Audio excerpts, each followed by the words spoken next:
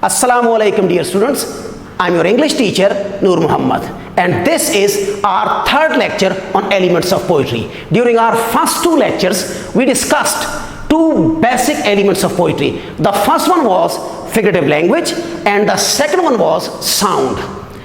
We are going to add two more elements of poetry to our discussion today.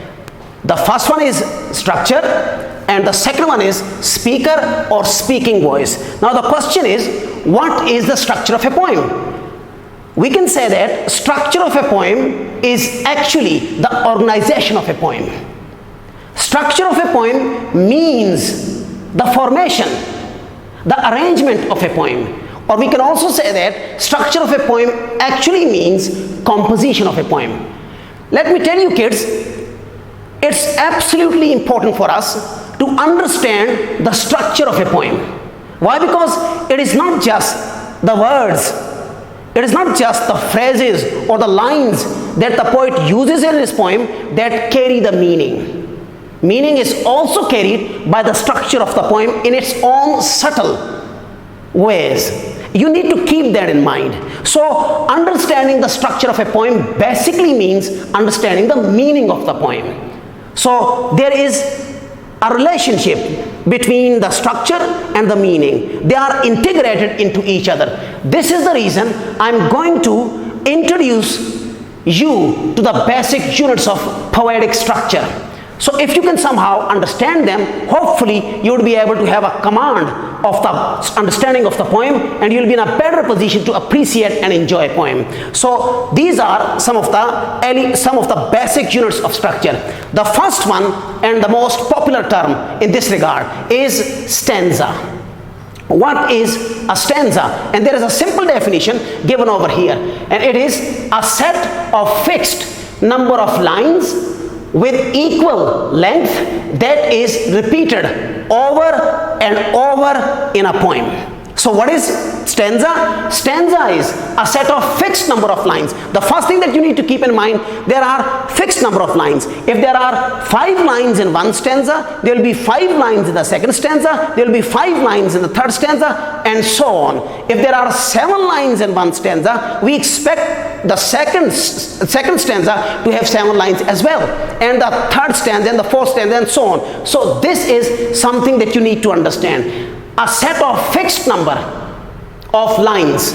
If a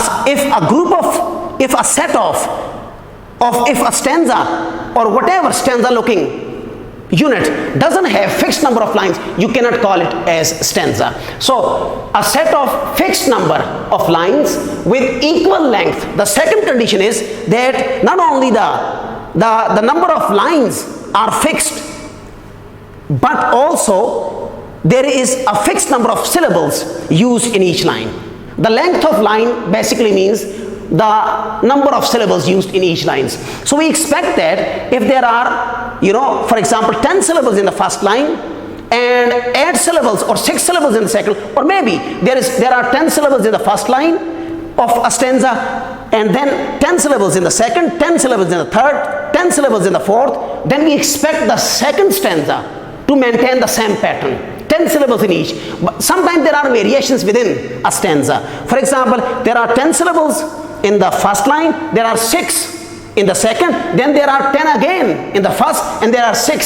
So if this is the case, there is a variation within stanza, then this pattern of variation must be maintained, must be followed in the other stanzas. This is something that I want you to understand. So this is the basic, a set of fixed number of lines with equal length. And the third condition is repetition, that is repeated. So a stanza of certain lines, maybe 7 lines, and then there is a space of 1 line. Then again 7 lines in the second stanza, and then space of 1 line and 7 lines in the third stanza. And we also expect them to maintain the consistency in the number of syllables all across the stanzas. This is something that you need to keep in mind. This is what we call as stanza. So a stanza, you can clearly see, is a disciplined, very disciplined unit of structure in a poem. It has fixed number, I've told you, fixed number of lines. Number 2, it has fixed number of syllables. Number 3, it is repeated over. And there is another one which I will discuss at the end. Each stanza has its own rhyme scheme pattern. It has its own rhyme scheme. So you need to keep that in mind. So if you see that a poem has been divided into different sets of lines with a space of single line, and there is regularity, there is a fixed pattern, fixed number of syllables, and there is a fixed rhyme scheme which is followed in every set of line, you can easily call it as stanza. This is something that you need to understand. A set of fixed number of lines with equal length that is repeated. Fixed number of lines, 4, maybe 5, maybe 7, maybe 10, maybe 8, then repeated over and over, same 8 lines, the same 10 lines, and then equal length. And length, I've told you, in English language, length is measured by the number of syllables. And the third thing, a rhyme scheme pattern, a rhyme scheme, and then repetition with the space of a single line. And typically, the exact opposite of stanza is strophy. Strophy is considered as the exact opposite of stanza in many ways. Number 1, it is a set of lines, but the number of lines is not fixed. Number 2, the number of syllables in each line is not fixed. And number 3, there is no rhyme scheme pattern or rhyme scheme that may be followed over and over and over in each or across strophes. So strophe doesn't have the discipline, strophe does not have the pattern, the regularity of a stanza. So this is something that you need to keep in mind. So what is strophe? A set of lines with irregular number and length. So clearly the number of lines is irregular and the length of lines is also irregular. And to add more, I can say that even the rhyme scheme is not regular. There is no fixed pattern of rhyme scheme. You need to keep that in mind, remember. So this is called as strophe. Strophe also can be identified on the basis of the space that is given by the poet. So when a poem is written, there is a space of one line, then there is a space of one line. So they are called as strophes or stanzas on the basis of these characteristics, you know. So if the number of lines is fixed, if the length of the lines is fixed, if the rhyme scheme is fixed, then you'll call it a stanza.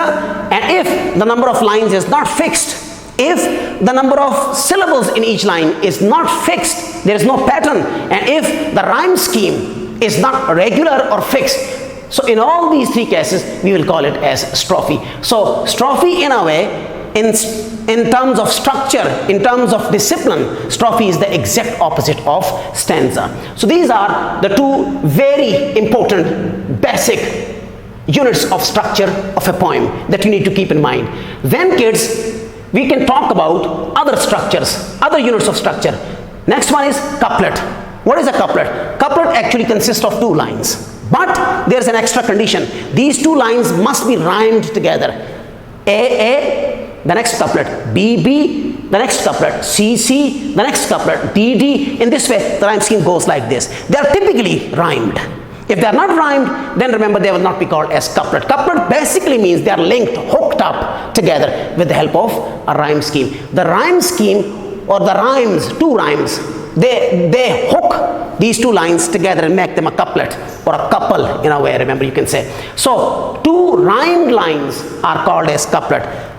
There is one extra thing that I need to tell you about couplet, and it is there is no spacing. When poets write poems in the form of couplets, they do not give a space of a single line. There is no space after each couplet. There may be a space after a passage, but not actually after each couplet. So we can never call a couplet as a stanza. A couplet is not a stanza. It may be a primary unit of structure in a poem, but it is not actually a stanza. Then coming towards the next one, tercet. What is tercet? 3 rhymed lines are called as tercet. So one thing that you need to know is that these 3 rhyme lines, these 3 lines should be rhymed. There must be some rhyme pattern. Number 1, and unlike couplet, it also has a space. 3 lines, then a space, 3 lines, then a space, 3 lines, then a space. So we can call 3 lines as a stanza too. But we cannot call couplet a stanza. So that is something that you need to keep in mind. So 3 lines are called as tercet. But the condition is they should have a rhyme scheme. Okay? And then quatrain, 4 lines, they should have a rhyme scheme. And quatrains are also stanzas. If a poem is written in the form of 4 lines, then a space, then 4 lines, then a space, you can call them as stanzas. Because quatrains also have fixed number of lines, they also have fixed rhyme scheme, they also have fixed number of syllables in each line, and then there is a space at the end of each quatrain. That is typically the case. If there is no space, then you will not call it as a stanza, but you will call it as a simple quatrain. So this is the 4th unit, or you can say sequence by it's the 5th one. And then quintet. What is quintet? Quintet, 5 rhymed lines.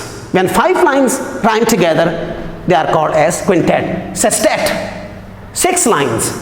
Septet, 7 lines. And octave actually consists of 8 rhymed lines. So these are some of the basic units of structure that you need to familiarize yourself.